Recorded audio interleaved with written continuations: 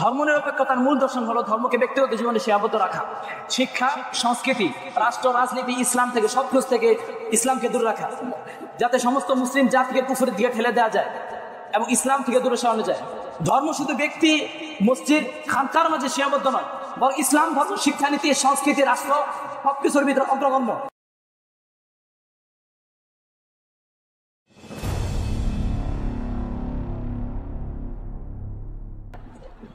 السلام عليكم ورحمة الله وبركاته. الحمد لله وحده والصلاة والسلام على من لا نبي بعده. أما بعد فأعوذ بالله من الشيطان الرجيم. بسم الله الرحمن الرحيم. إنما المؤمنون إخوة. وقال النبي صلى الله عليه وسلم الكفر ملة واحدة أو كما قال عليه الصلاة والسلام. কাসিমুল মাদ্রাসা কর্তৃক আয়োজিত আজকের বক্তৃতা সেমিনারের সম্মানিত সভাপতি ও সুদক্ষ বিচারক মন্ডলী ও সুনিপুণ হাতে সময় নিয়ন্ত্রক, আমার সামনে উপস্থিত সুজলা সকল বাংলার প্রত্যন্ত অঞ্চল থেকে আগত ইলমে ইলাহি অন্বেষণ লিপ্ত এক ঝাঁক তরুণ কাফেলা, সকলকে জেনে আমার পক্ষ থেকে আন্তরিক মোবারকবাদ। নিশ্চয়ই আমরা আজকের বিষয়বস্তু সম্পর্কে অবগত আছি, আর তা হচ্ছে ধর্মনিরপেক্ষতা, জাতীয়তাবাদ বনাম ইসলাম। আল্লাহ চাও তো উক্ত বিষয় কিন্তু আলোকপাত করার প্রয়াস হবে ইনশাআল্লাহ। উপস্থিতি, ইসলাম একটি পূর্ণাঙ্গ জীবন বিধান। কেননা কোরআন কারীমে আল্লাহ তাআলা ইরশাদ করেছেন, আল-ইয়াওমা আকমালতু লাকুম দীনাকুম ওয়া আতমামতু আলাইকুম নি'মাতি ওয়া রাদিতু লাকুমুল ইসলাম দীনা। অর্থাৎ আজ আমি তোমাদের জন্য তোমার দিনকে পূর্ণ করলাম এবং আমার নিয়ামতকে তোমাদের উপর সম্পূর্ণ করলাম এবং ইসলামকে দিন হিসেবে মনোনীত করলাম। কিন্তু আজ অত্যন্ত দুঃখের সাথে বলতে হয়, আজ মানব সভ্যতার সামনে দুটি ধারণা প্রবলভাবে দাঁড়িয়ে আছে। এক নম্বর হচ্ছে সেকুলারিজম অর্থাৎ ধর্মনিরপেক্ষতা, আর দুই হচ্ছে ন্যাশনালিজম অর্থাৎ জাতীয়তাবাদ। তাই আসুন প্রথমে আমরা এই দুটির ভ্রান্তিসমূহ সম্পর্কে আলোচনা করি। প্রিয় উপস্থিতি, বর্তমান বিশ্বে একটি আলোচিত রাজনৈতিক স্লোগান হচ্ছে ধর্মনিরপেক্ষতা। অনেক রাজনীতিবিদরা বলে থাকেন সঠিক রাজনীতির জন্য ধর্মনিরপেক্ষতার কোনো বিকল্প নেই। তাই আসুন আমরা ধর্মনিরপেক্ষতা নিয়ে আলোচনা করি। ধর্মনিরপেক্ষতার মূল দর্শন হলো ধর্মকে ব্যক্তিগত জীবনে সীমাবদ্ধ রাখা। শিক্ষা, সংস্কৃতি, রাষ্ট্র, রাজনীতি, ইসলাম থেকে সব কিছু থেকে ইসলামকে দূরে রাখা, যাতে সমস্ত মুসলিম জাতিকে কুফরের দিকে ঠেলে দেওয়া যায় এবং ইসলাম থেকে দূরে সরানো যায়। কিন্তু আমি ধর্মনিরপেক্ষতার দার্শনিকদেরকে এবং সকল পর্যায়ের নেতাকর্মীদেরকে এবং রাষ্ট্রীয় পরিচালনা যারা রয়েছে তাদেরকে দৃষ্টি আকর্ষণ করছি, তাদেরকে দাওয়ার নিয়তে নসিহত করছি, আপনারা তওবা করুন, আল্লাহর বিরুদ্ধে যুদ্ধ বন্ধ করুন। আপনারা কি করছেন আপনারা জানেন না। আপনারা দেশ চালাচ্ছেন আল্লাহর আইন বাদ দিয়ে, আপনারা যেই সংবিধান চালু করছেন তা আল্লাহর আইন বাদ দিয়ে। সুতরাং আপনারা ইউরোপীয়দের চালাচামচামি বাদ দিয়ে আপনার আল্লাহর বিরুদ্ধে যুদ্ধ বন্ধ করুন। আপনাদেরকে আরেকটা কথা ভালো এমন রাখতে হবে, আপনারা যে ধর্মকে সকল কিছু থেকে দূরে সরিয়ে দিতে চান, সেই ধর্মকে আল্লাহ ও তার রাসূল সাল্লাল্লাহু আলাইহি ওয়াসাল্লাম শ্রেষ্ঠত্বের আসন দিয়েছেন।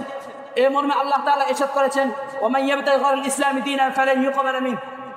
যে ব্যক্তি ইসলামের বাইরে অন্য কোনো দিনকে কামনা করে তা কখনোই তার কাছ থেকে গ্রহণ করা হবে না।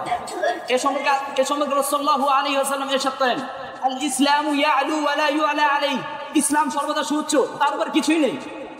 উপরোক্ত আয়াত হাদিস দ্বারা আমাদের নিকট স্পষ্ট হয়ে গেল যে ধর্ম শুধু ব্যক্তি, মসজিদ, খানকার মাঝে সীমাবদ্ধ নয়, বরং ইসলাম ধর্ম শিক্ষানীতি, সংস্কৃতি, রাষ্ট্র সবকিছুর ভিতরে অগ্রগণ্য। প্রিয় উপস্থিতি, এবার আসুন আমরা জাতীয়তাবাদ নিয়ে আলোচনা করি। জাতীয়তাবাদ হচ্ছে পাশ্চাত্যের একটি আবিষ্কারের ফসল, যার মধ্যে কোনো ধর্মীয় ভেদাভেদ চলবে না, বরং তারা বলে সকল ধর্ম ইসলাম সমান। কেননা তার আজ মানুষকে ভাতৃত্বকে বিচ্ছিন্ন করে, রক্ত, বর্ণ, ধর্ম, ভাষা নির্বিশেষে জাতীয় চেতনা ঐক্য গড়ে তোলে।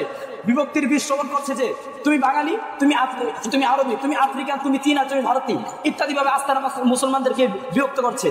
যার কারণে আজকে আমরা দেখতে পাচ্ছি ফিলিস্তিনে, ভারতে, কাশ্মীরে, চীনের উইগুর সহ বিভিন্ন স্থানে মুসলমানরা নির্যাতিত, নিপীড়িত, অন্যায়ভাবে তাদেরকে হত্যা করা হচ্ছে। কিন্তু অন্য দেশের মুসলমান নীরব, তারা আজকে কিছুই করতে পারছে না। তারা শুধু চেয়ে যেতে হাঁ করে তাকায় আছে। আরে তারা আমরা মনে করছি, আরে ভাই আমি তো আরবি, আমি তো বাঙালি, আমার দেশ তো কিছুই হচ্ছে না। কিন্তু আমি মুসলমানদেরকে বলতে চাই, মুসলিম কখনো বিভক্তি আলাদা হতে পারে না, বরং সকল মুসলমান হচ্ছে একই উম্মার অন্তর্ভুক্ত। সম্পর্কে আল্লাহ তাআলা ইরশাদ করেছেন, ইন্না হাযিহি উম্মাতুকুম উম্মাতান ওয়াহিদাতান। আরে তোমাদের উম্মত একটাই উম্মাহ। তিনি আরো বলে, ইন্নামাল মুমিনুনা ইখওয়া। মুমিন তো একে অপরের ভাই।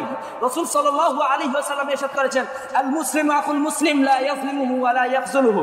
মুসলমান মুসলমানের ভাই, সে তাকে অবিচার করবে না এবং তাকে একা ছেড়ে দিবে না। সুতরাং হে মুসলমান, তুমি জাতীয়তাবাদী স্লোগান দিয়ে নিজেকে আলাদা করছো, তা ইসলামের সাথে সম্পূর্ণ সাংঘর্ষিক ও কুফরি মতবাদ, যা তৈরি করা হয়েছে ইসলাম ও মুসলমানদেরকে ধ্বংস করার জন্য। প্রিয় উপস্থিতি, অত্যন্ত দুঃখের সাথে বলতে হয়, পাশ্চাত্যের দেয়া প্রেসক্রিপশন কুফরি মতবাদ ধর্ম নিরপেক্ষতাকে অনুসরণ করে মুসলিম উম্মাহ ভুলতে বসেছে খেলাফতের সোনালী ইতিহাস ঐতিহ্যকে হারাতে বসেছে নিজেদের স্বাধীনতা সার্বভৌমত্বকে। সুতরাং আগামী দিনের জাতির গণজাত ছাত্র জনতা এখনই প্রত্যয় গ্রহণ করার সময়, আর নয় জাতীয়তাবাদ ও ধর্ম নিরপেক্ষতার অভিশাপ ও বিষ। এখন সময় হচ্ছে ইসলামী শাসন ব্যবস্থা করা। তাই আসুন আমরা সকলে শপথ গ্রহণ করি যে শরীরের শেষ রক্তবিন্দু থাকা পর্যন্ত আমরা ইসলামী খেলাফত কায়েম করেই যাব ইনশাআল্লাহ। এ বলে আমি আমার বক্তব্য লাগাম টাছি। আসুম মিনাল্লাহি ওয়া ফাতহুন করিব।